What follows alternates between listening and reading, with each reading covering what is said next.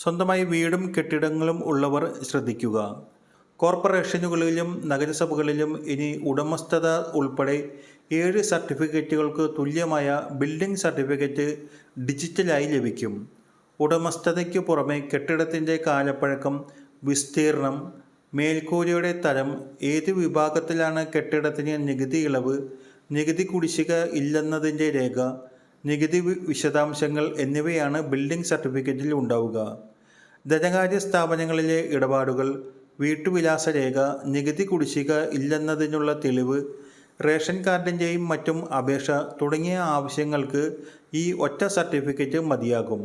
സർട്ടിഫിക്കറ്റുകളുടെ എണ്ണം കുറയ്ക്കുക എന്ന 2021 സർക്കാർ ഉത്തരവിൻ്റെ ചുവട് പിടിച്ചാണ് ഇൻഫർമേഷൻ കേരള മിഷൻ ഇങ്ങനെയൊരു സർട്ടിഫിക്കറ്റ് തയ്യാറാക്കിയത്. കെ-സ്മാർട്ട് ആപ്പ് വഴിയോ പോർട്ടൽ വഴിയോ രജിസ്റ്റർ ചെയ്ത് ലോഗിൻ ഐഡിയും പാസ്വേഡും സൃഷ്ടിച്ച ശേഷം തങ്ങളുടെ കെട്ടിടങ്ങൾ ലിങ്ക് ചെയ്ത് കൃത്യമായി വസ്തുനികുതി അടയ്ക്കുന്നവർക്ക് ഈ സർട്ടിഫിക്കറ്റ് സ്വന്തമായി ഡൗൺലോഡ് ചെയ്യാം. കെട്ടിട ഉടമസ്ഥരുടെ തിരിച്ചറിയൽ രേഖ അപ്ലോഡ് ചെയ്ത് നഗരസഭാ അധികൃതർ അംഗീകരിക്കുന്നതോടെ ലിങ്കിങ് പൂർത്തിയാകും. നിലവിൽ ആധാർ കാർഡാണ് ലിങ്ക് ചെയ്യാനുള്ള രേഖ. ഭാവിയിൽ മറ്റു തിരിച്ചറിയൽ രേഖകളും ഉപയോഗിക്കാനാകും.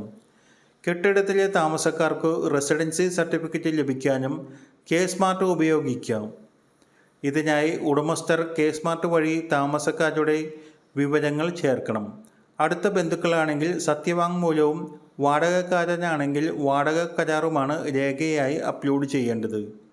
നിലവിൽ പഞ്ചായത്തുകളിൽ ഉപയോഗിക്കുന്ന സഞ്ജയ സോഫ്റ്റ്വെയറിൽ കെട്ടിട നികുതി അടയ്ക്കുന്ന ഉടമസ്ഥർക്ക് ഓണർഷിപ്പ് സർട്ടിഫിക്കറ്റ് മാത്രമാണ് ഓൺലൈനായി ലഭിക്കുന്നത്.